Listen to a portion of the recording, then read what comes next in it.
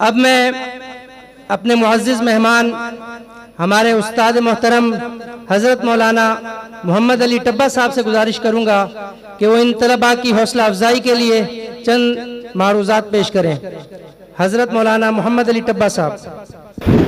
अल्हम्दुलिल्लाहि वहदा वस्सलातु वस्सलामु अला मन ला नबिय्य बअदा, अम्मा बाद। इंतहाई शुक्रगुज़ार हूँ मैं इस मदरसे की इंतज़ामिया का कि उन्होंने आप हज़रात के दरमियान ना सिर्फ ये कि दावत दी, मोहब्बत के साथ दावत दी, इखलास के साथ दावत दी, बल्कि साथ ही साथ कुछ आप हज़रात से गुफ्तगू का भी मौका इनायत फरमाया। सबसे पहले मैं मुखातिब हूँगा अपने इन अज़ीज़ तलबा से जो माशाल्लाह से यहाँ पे अपना कुरान पाक हिफ्ज़ मुकम्मल कर चुके हैं।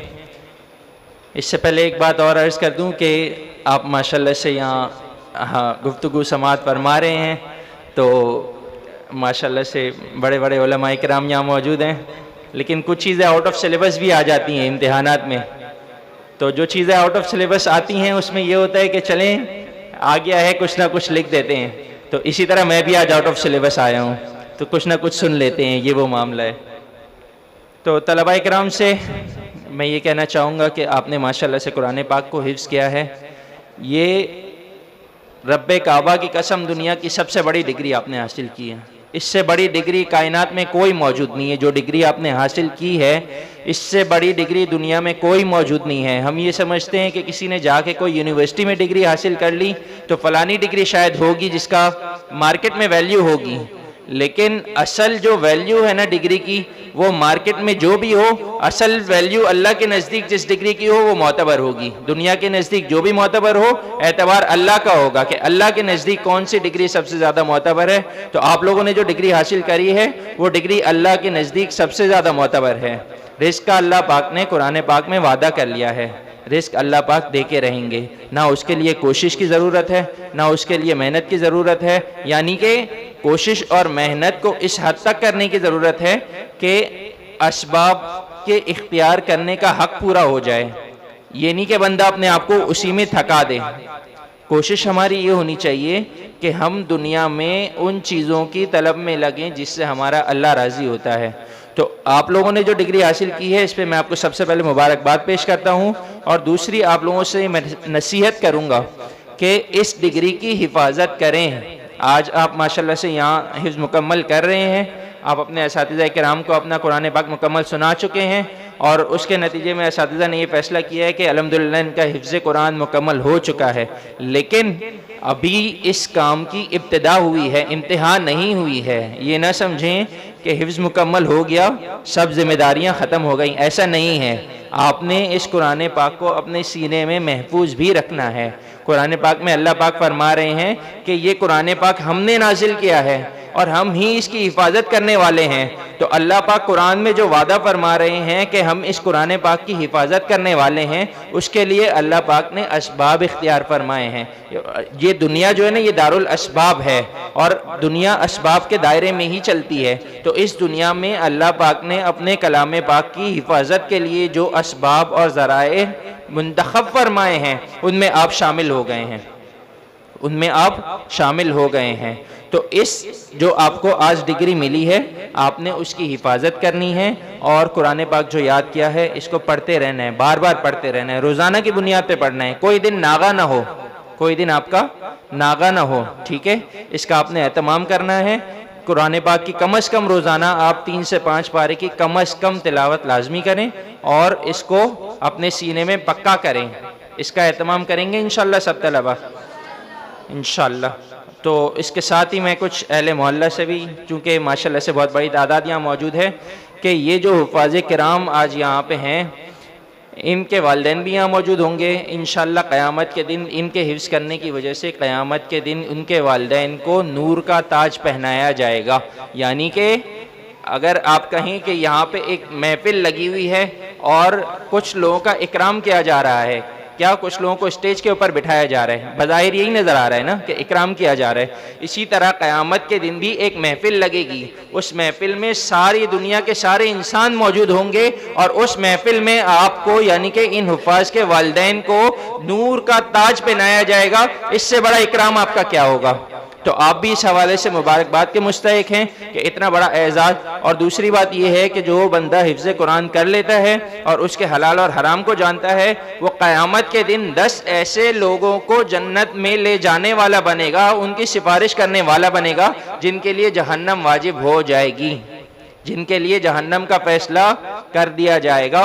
उन लोगों को जहन्नम से उठा के 10 लोगों को जन्नत में ले जाने वाले इंशाल्लाह ये हुफ़ाज़ बनेंगे। आज हमें इनकी कदर नहीं है, हम समझ रहे हैं कि ये छोटे बच्चे हैं और जो इनकी अचीवमेंट है उसको शायद हम उस दर्जे में रियलाइज़ ना कर रहे हों, लेकिन ये बहुत बड़ी अचीवमेंट है कि 10 बंदे यहाँ मौजूद हैं मंजूर कॉलोनी में। तो हज़रत मौलाना मंजूर मेंगल साहब वो फरमाया करते थे कि कभी कभी जो है ना उनकी वालिदा मोहतरमा उनसे नाराज़ होती थी ना, तो उनको गुस्सा करती थी।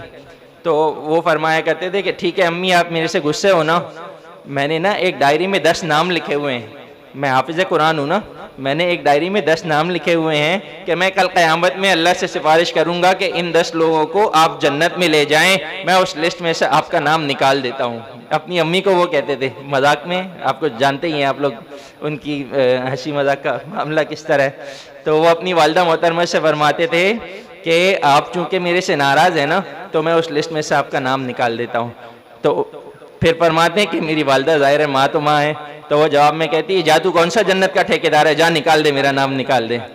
फिर उसके बाद जब मामला ज़ाहिर है कि ठंडा होता है, 2-3 दिन बाद गुस्सा भी ठंडा हो जाता है, तो वालिदा मोहतरमा उनके पास जाती थी, बेटा वो जो उस दिन बात हो रही थी ना हमारी, मैं मजाक कर रही थी, तूने मेरा नाम तो नहीं निकाल दिया लिस्ट में से। तो भाई ये मामला है कि ये जो बच्चे कुरान पाक हिफ्ज़ कर रहे हैं, ये 10 लोगों को जन्नत में लेके जाने वाले बनेंगे, उन लोगों को जिन पे जहन्नम वाजिब हो चुकी होगी, लिखी जा चुकी होगी कि भाई इनको जहन्नम में डाल दो। जो जन्नत में जा रहे हैं वो तो जा ही रहे हैं, उसके अलावा की बात हो रही है। तो ये बहुत बड़ी अचीवमेंट है, इसका एहसास करें। और माशाल्लाह से आपके इलाके में वाकई बहुत ज़्यादा खुशी की बात है कि किस तरह हमारे अकाबिरीन ने ये सेटअप यहाँ पे कायम किया है, बहुत ज़्यादा खुशी की बात है। बल्कि इससे पूरे इलाके में अल्लाह की रहमतों का नुज़ूल होता है, पूरे इलाके में अल्लाह की रहमतें नाजिल होती हैं। बच्चे यहाँ कुरान पढ़ रहे होते हैं, पूरे इलाके में अल्लाह की रहमतें नाजिल होती हैं, फ़रिश्ते यहाँ पे हिफाजत कर रहे होते हैं लोगों की। तो इस इदारे को गनीमत जाने और कम से कम हर घर से एक बच्चा लाजमी हिफ्ज़ कुरान करे, चाहे यहाँ करे चाहे कहीं और करे। आप मेरे से पूछते हैं कहाँ करें, तो ये वाकई इस काबिल हैं। यहाँ के जो टीम है, मैनेजमेंट है, जो आज मैंने ऑब्जर्व किया उसकी बुनियाद पे कह रहा हूँ कि अगर मुमकिन हो तो लाजमी यहीं से करवा लें। इंशाअल्लाह हिफ्ज़ कुरान भी मुकम्मल हो जाएगा और जो आपका मकसद है वो भी अचीव कर लेंगे आप। और थोड़ी सी कुर्बानी है, 1-1.5 साल की कुर्बानी है, इंशाअल्लाह ये हिफ्ज़ कुरान भी हो जाएगा। बाकी ये जो डिग्री हासिल करते हैं दुनियावी डिग्री, उसकी क्या हकीकत है। एक बंदा जो है वो PhD मुकम्मल कर लेता है, PhD मुकम्मल करता है, तकरीबन ये 20 to 22 ईयर्स ऑफ एजुकेशन है, वो मुकम्मल करता है, उसके अगले दिन उसका इंतकाल हो जाता है। बताइए उसकी डिग्री उसको 1 रुपए का भी कोई फ़ायदा दे सकेगी? 1 रुपए का भी कोई फ़ायदा दे सकेगी उसकी डिग्री? PhD करने के अगले दिन उसका इंतकाल हो जाता है। और जो बंदा हिफ्ज़ कुरान के लिए निकल रहा है, वो अपने घर से निकलता है मदरसे के लिए, वहीं पे उसका फ़ायदा शुरू हो जाता है। उसको फ़ायदे के लिए किसी बात की चीज़ का इंतज़ार नहीं करना, ये इतनी बड़ी डिग्री है। और आप अगर ये फैसला करते हैं कि नहीं हमने हिफ्ज़ कुरान नहीं करवाना, दूसरी डिग्री हासिल करनी है, तो उसकी हकीकत मैंने आपको बता दी है। तो ये हकीकत है, कुछ आप कुर्बानी दें। इंशाल्लाह ये है कि यहाँ पे आप अपने बच्चों को दाखिल करवाएंगे तो उससे आपका भी फ़ायदा है, इनका भी फ़ायदा है, बल्कि यूँ समझे कि आपका ही फ़ायदा है, उसके लिए ही दाखिल कर रहे हैं आप। और तीसरी गुजारिश जो है वो मैं मैनेजमेंट से भी करूँगा। वैसे तो हमारे अकाबिरीन हैं और माशाल्लाह से जिस तरह से बिलाल भाई ने गुफ्तगू फरमाई है उससे एहसास हुआ है कि मैनेजमेंट अपने तलबा की बहुत ज़्यादा फ़िक्र कर रही है। लेकिन एक चीज़ होती है कि जैसे आप यूनिवर्सिटीज़ में जाएंगे तो वहाँ पे करियर डेवलपमेंट सेंटर्स टाइप के इदारे कायम होते हैं, बाकायदा इंस्टीट्यूट्स कायम होते हैं।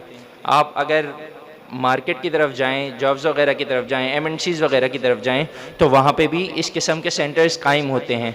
उनका पर्पस क्या होता है? उनका पर्पस ये होता है कि जो भी बंदा हमारे इदारे से मुंसलिक हो, चाहे वो तालीमी इदारा हो, चाहे वो जॉब हो या एमएनसी हो, किसी भी तरह का इदारा हो, वहाँ पे जो भी बंदा जाके उनसे जुड़ता है तो उनसे मेरे उस्ताद मोहतरम तशरीफ़ ले आए हैं,